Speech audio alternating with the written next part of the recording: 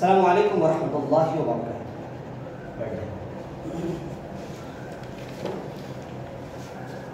ہم جب قرآن کریم کی تلاوت کرتے ہیں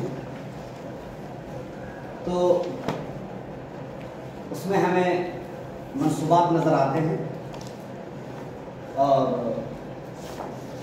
ہم نصب دے دیتے ہیں، زبر دے دیتے ہیں، لیکن زبر آنے کی کیا وجہ ہوتی ہے؟ اگر وجہ معلوم ہو تو ہم آسانی سے ترجمہ کر سکتے ہیں، زبر معلوم نہ ہونے کی وجہ سے ترجمہ کرنے میں پریشانی ہوتی ہے۔ لیکن جہاں پر ہمیں زبر نظر نہ آئے تو وہاں پر ہماری پریشانی کی بات ہوتی ہے کہ ہم زبر دیں یا زیر دیں یا پیش دیں۔ آج میں آپ کو منصوبات کی بات آسانی کے ساتھ سمجھانے کی کوشش کروں گا۔ منصوبات ہے نا،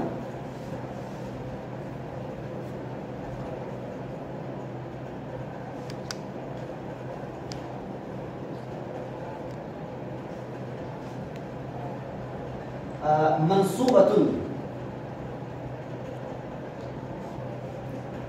نصب کہتے ہیں زبر کو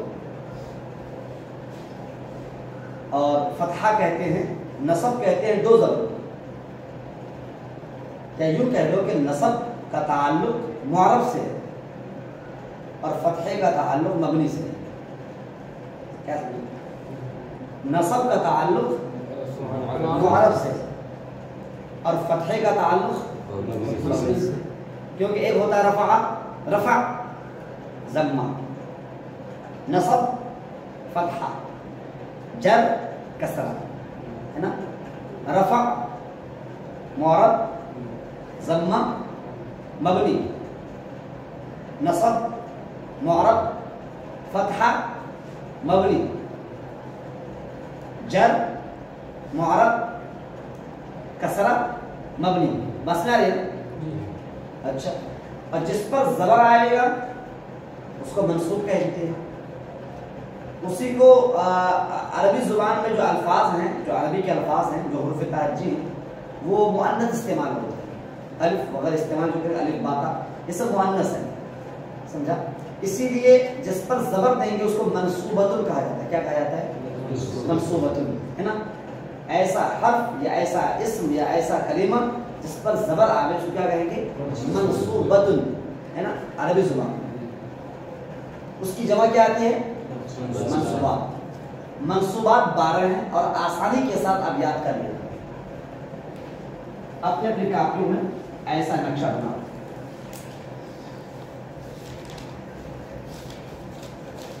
ایک،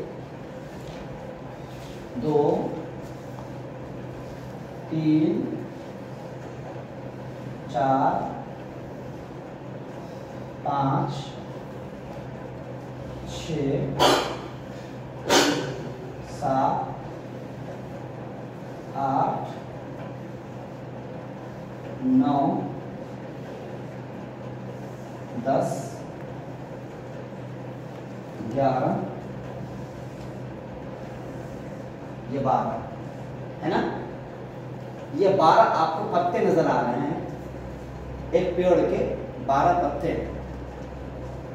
اس پیڑ کا نام ہے منصوبات، ہے نا بھائی۔ ان 12 کے علاوہ کہیں پر بھی زبر نہیں ہوتا ہے۔ اگر کہیں پر زبر دینا ہوگا تو انہی 12 میں غور کرنا ہے۔ اگر کہیں زبر نظر آ رہا ہے تو انہی 12 میں سے کسی ایک کو ہی ہم تلاش کریں گے، ہے نا۔ نمبر 1، مفعول مطلق۔ کیا؟ نمبر 1 مفعول مطلق، نمبر 2 مفعول به، نمبر 3 مفعول له، نمبر 4 مفعول معه،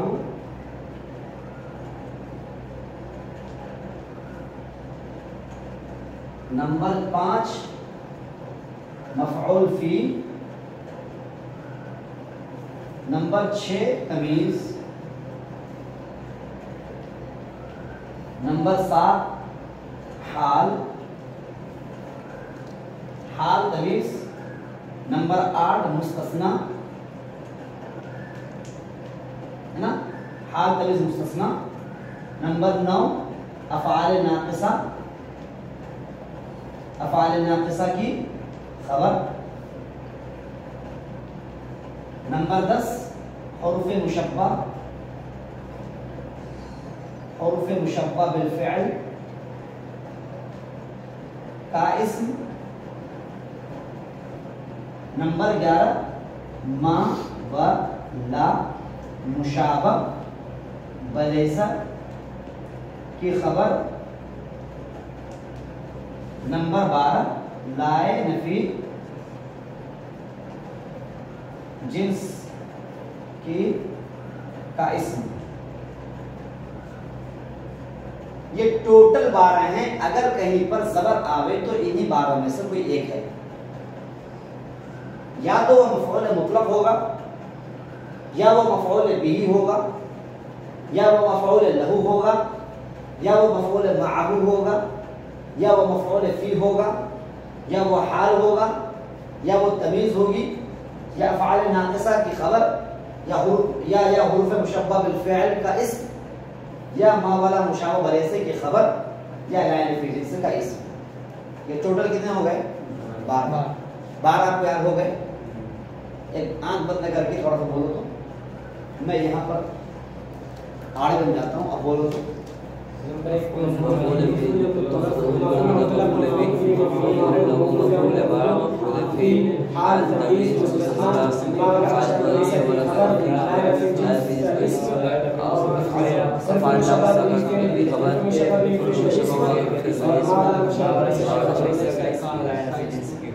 आप खामोश हैं साहब, बोल रहे इतने पास में आ गए।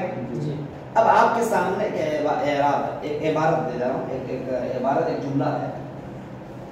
मसलन आसान सा जुमला भी दे रहा हूँ। जुमले देने से पहले आप पहले समझो मफ़ऊल मुतलक। मफ़ऊल मुतलक को 3 हिस्सों में बांटा गया है। मफ़ऊल मुतलक को 3 हिस्सों में बांटा गया है। नंबर 1 ताकीद के लिए, नंबर 2 हैअत बयान करने के लिए,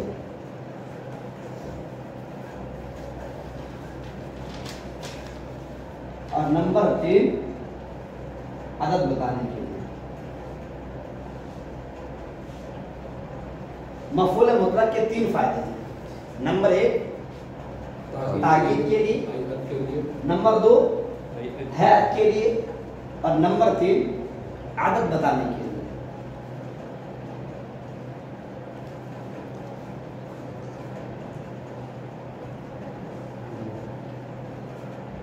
समझ में आया?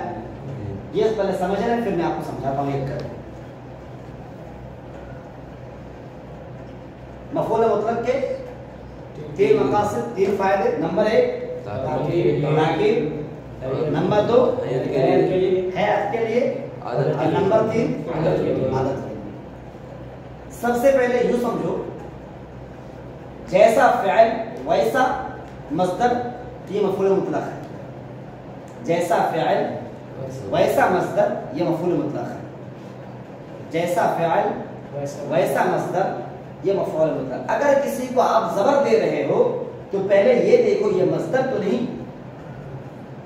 अगर आप किसी को ज़बर दे रहे हो, या ये कि कहीं पर ज़बर लिखा हुआ नजर आता है, तो आप ये देखो क्या ये मस्दर तो नहीं, क्योंकि मफ़ऊल मुतलक होने के लिए शर्त है कि वो मस्दर हो। इसको दिमाग उठा, मफ़ऊल मुतलक मस्दर ही हुआ करता है। मफ़ऊल मुतलक मस्दर ही हुआ करता है।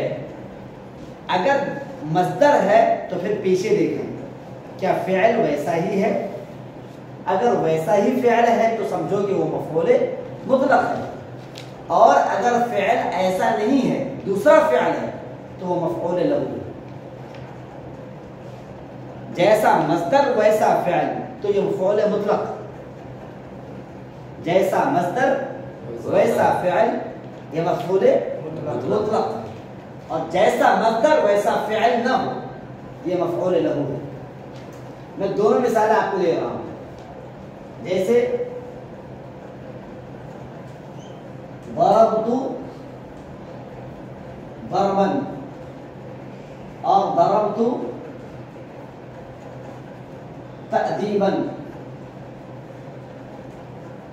دیکھیے یہاں پر بھی تأدیبن کو آپ دیکھ رہے ہو کہ منصوب ہے, ضربن بھی دیکھ رہے ہو کیا منصوب ہے, دیکھ رہے ہیں نا, ضربن بھی منصوب, تأدیبن بھی منصوب,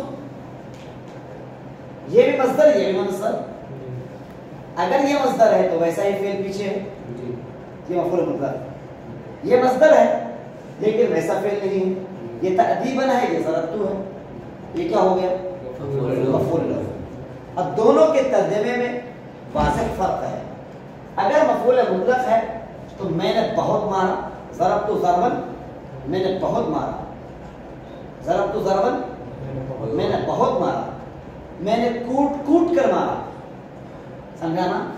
ہاں ضربتو ضربن چھکے پہ چھکے مارا, یا ضربتو ضربن, سمجھا نا. اور اسی کو کہا گیا کہ تاکید, کیا ہے تاکید. تو مفعول مطلق کو تین حصوں میں بانٹا گیا. نمبر ایک تاکید ہے, وہ یہی ضربن, اکلت اکلن, ضربت ضربن, کتبت کتابتن, قرأت قراءتن, جیسا مصدر ویسا فعل, یہ تاکید کے لیے ہے مفعول مطلق.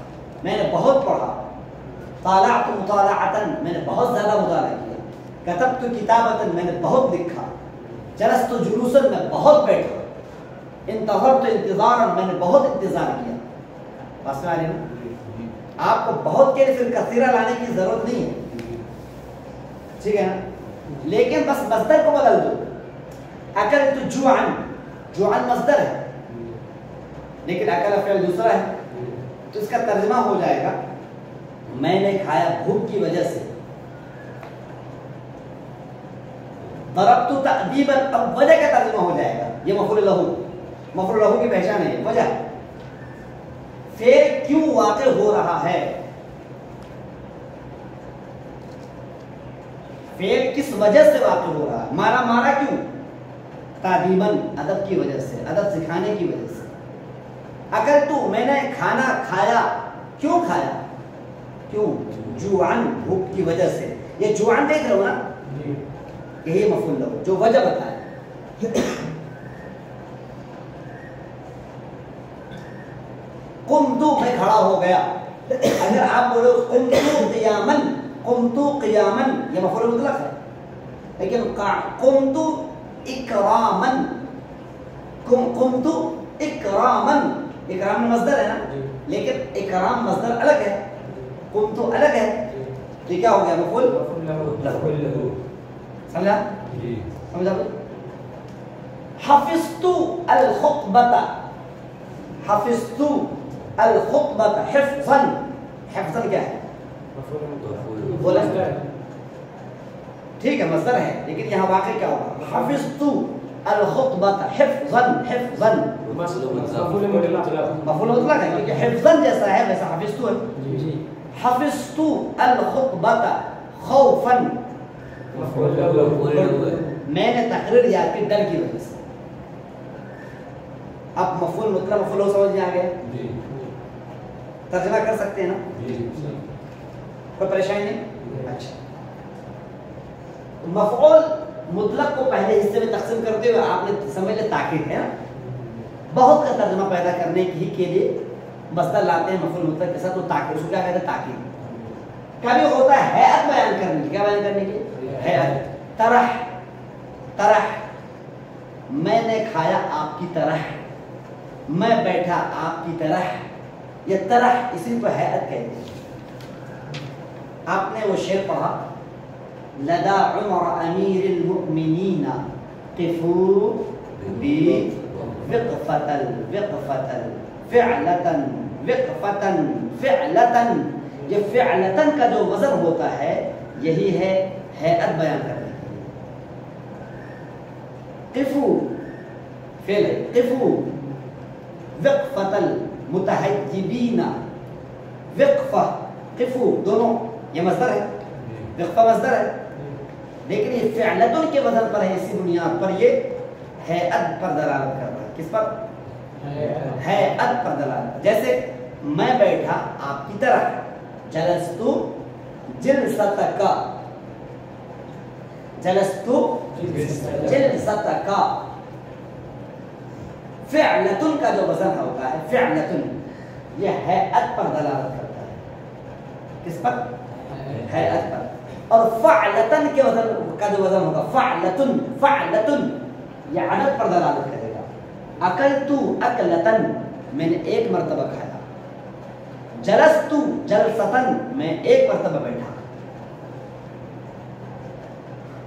है ना। क़अदतु क़अदतन, मैं एक मर्तबा बैठा। उसमें क़ुमतु क़ौमतन, मैं एक मर्तबा खड़ा हुआ। समझ आ रहा है? तो ताकीद तो मुतलक है। अगर हैअत की माना पर दलाल करना हो तो फ़िअलतन का वजन आएगा। अकल ज़ैदुन इकलत बकरिन, ज़ैद ने खाया बकरे की तरह। समझ आया? फरहान तो सवाल बताए, बोलो कोई। जैसे मौलाना कि मफ़ऊल मुतलक होने के लिए जैसा फ़िल है वैसे ही मसदर है। वैसे मसदर तो है ना, अकलतु इकलतन, वही तो मसदर ही तो है, उसी को शक्ल बदल दी जा रही है। इकलतन अदब के लिए, हाँ हाँ, इकलतन हैअत के लिए, हैअत के फ़िअलतन के लिए, फ़िअलतन के वजन पर जो होगा वो हैअत के हैअत पर दलालत करेगा। और जो फ़अलतन के वजन पर होगा वो अदद पर दलालत करेगा। एक मर्तबा, दो मर्तबा, जलस्तु जलसतैनी, मैं दो मर्तबा बैठा। अकलतु अकलतैनी, मैंने दो मर्तबा खाया।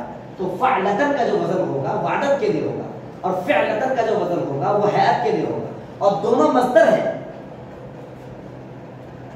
वक़फ़तु विक़फ़तन, ये मसदर है, विक़फ़ा मसदर है।